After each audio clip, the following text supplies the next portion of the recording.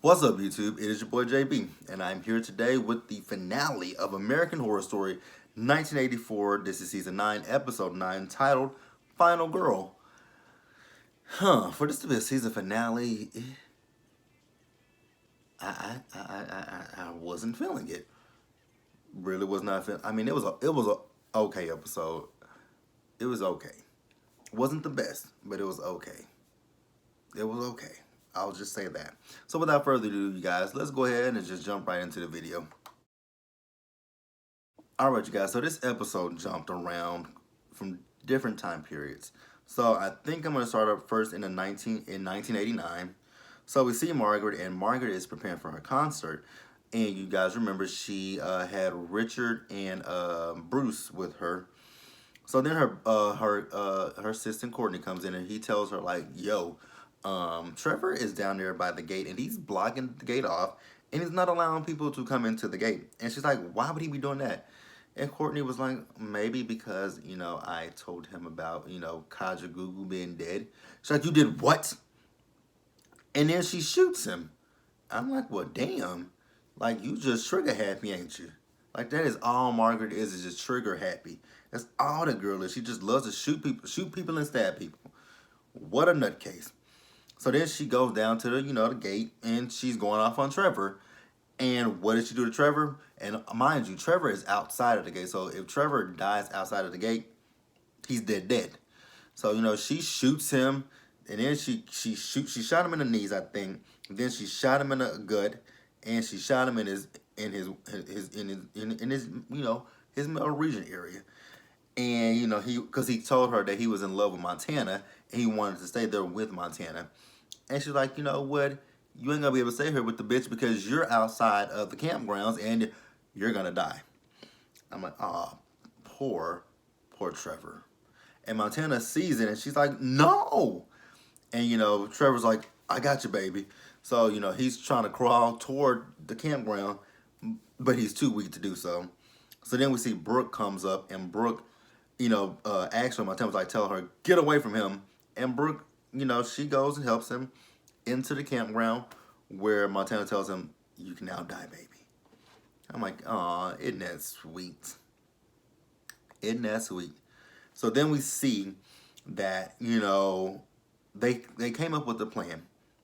So the first person that they killed at the camp was Bruce, which was an easy kill, and they kicked him out so that way his body, his spirit would not be in the campground. So he's actually just dead, like gone dead. So then, they were able to kill Ramirez, and they kill Ramirez on the campgrounds. So that way, every time he comes back, they kill him. So we saw one scene where Ray, I think that was a sledgehammer he had, and he boom boom, and then him and Chet killed him. Then some counselors from the '70s killed him by hitting him in his eyes. He said he saw him. Somebody sawed his head off. I think that was Xavier.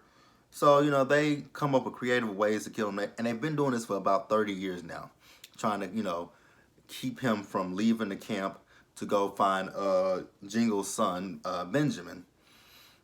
And then that's what they did. They took this up to protect Benjamin.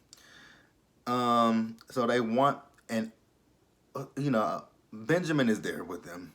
So they tell Benjamin to get out. He says no. So then that night, we see everyone is there to kill. They want to kill Margaret. So then we see, first she and Donna get into a fight, and crazy strength that not Brooke, crazy strength that Margaret has. She is able to get the best of Donna.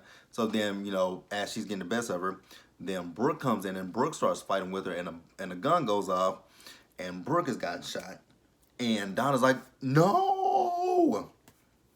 So then we also saw that everybody that wanted Margaret dead, they were outside of the cabin with those with tiki torches to kill him. So then what's her name? Donna opens the door so they can get the bitch, and they go grab her, bring her, take her outside, and they start chopping her up, and then they start throwing her limbs into a wood chipper. I'm like, dang, that is. They chopped her to bits and pieces. bits and pieces. Like they chopped her into bits and pieces.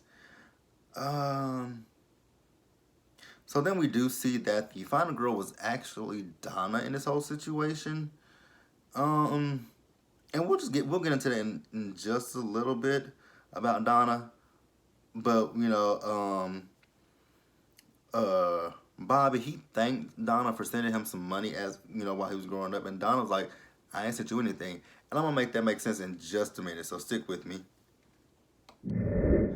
All right, you guys. So let's do 2019. So we saw the episode, and then we saw Benjamin. We didn't know who Benjamin was at first. He was going to Camp Redwood, and he started taking pictures of Redwood. And Montana showed up and asked him like, "What is that? What are you doing?" He says, "I'm taking pictures." She's like, "What is that you have?" He said, "A phone." She says, "No, it's not." And they're walking around the land, and then he looks at her. He's like, "You look just. I've studied this place, and you look just like Montana." And he shows her a headshot. She says, "Oh yeah, that was me when I was doing aerobics." They wanted all the instructors to have headshots for the wherever we were. And then she tells him that nobody has been up there in years, and then he wants to know what happened to his dad. So then she asks him like, "What the time period that you're in now? What is it like?" And he's telling her, she's like, "Do people talk about the '80s?" He says, "People are starting to dress like the '80s again." So then Trevor pops up, and he tells them that his aunt was the one that raised him, and before she died, or on her deathbed, she told him the truth that about Jingles and his mom, and then he says that someone sent him some money. And Trevor and Montana are telling him like, "We haven't saw your dad in a long time because the last time we saw him, he was in the lake and someone pulled him under." Which you guys remember last week's episode, his Bobby pulled him under. Um, so they start to talk about the plan to kill Margaret, which I've already talked about that. So then we see Donna and Bobby. They are. I think I got myself out of order a little bit. We're gonna stop right there. All right, you guys. I'm so sorry, but this episode jumped all over, so I really did not know how to organize it. So we saw Birdie and Chet. So this is 20 minutes early. So they're watching Richard. Now Birdie was flirting with Chet, and she told Chet that she knows that he's bi. And then we see that Richard frees himself, and then he goes after Bobby. So everybody was able.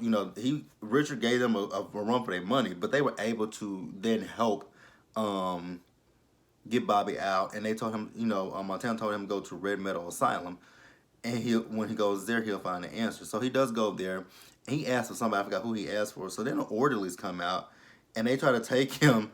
He's like, no, I'm here to see whoever he would see.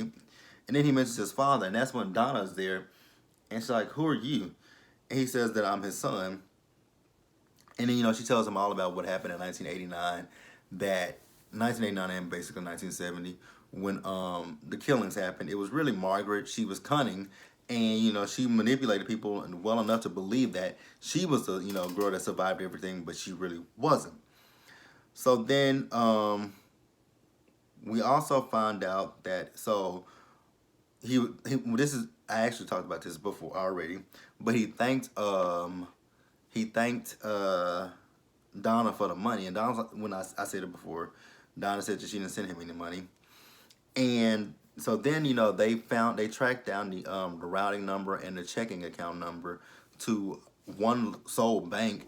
So then they find out that they see the person who goes to the bank, and it's Brooke. So Brooke actually did not die in 1989. Brooke survived, and we see how Brooke survived, and we'll talk about that.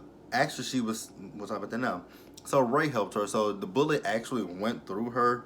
So then